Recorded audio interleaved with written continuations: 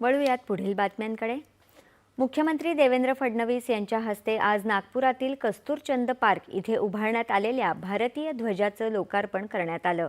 नागपूर महानगरपालिका आणि लोकमत वृत्तपत्र समूह यांच्या वतीने हा ध्वज उभारण्यात आला आहे।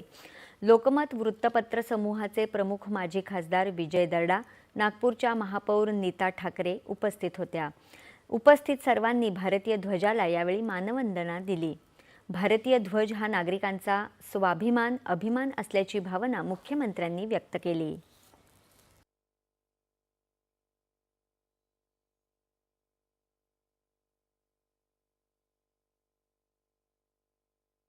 कारण म्हणजे पूर्वी आपण परदेशात जायचो तर अनेक युरोपच्या देशांमध्ये त्यांचे झेंडे मोठे मोठे उंच हे पब्लिक प्लेसेसवर सार्वजनिक स्थळी आपल्याला फडकताना पाहायला मिळायचे आणि त्यातनं एक वेगळ्या अशा प्रकारची अनुभूती आपल्याला व्हायची आणि त्यावेळी असं वाटायचं की आपल्याही देशात हे झालं पाहिजे। पण दुर्दैवाने अनेक वर्ष आपल्या फ्लॅग कोडच्या काही अडचणी सांगितल्या जायच्या आणि त्यामुळे मला असं वाटतं की ते होत नव्हतं।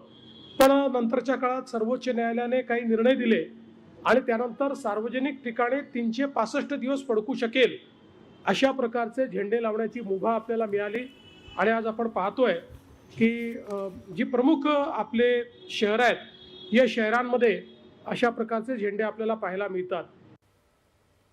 कस्तूरचंद पार्कवर उभारण्यात आलेला हा भारतीय ध्वज नवीन पिढीला प्रखर राष्ट्रवाद, स्वाभिमान आणि नवीन प्रेरणा देणारा ठरेल अशी भावना विजय दर्डा यांनी व्यक्त केली। पुढील वर्षी त्र्यंबक नाशिकमध्ये आयोजित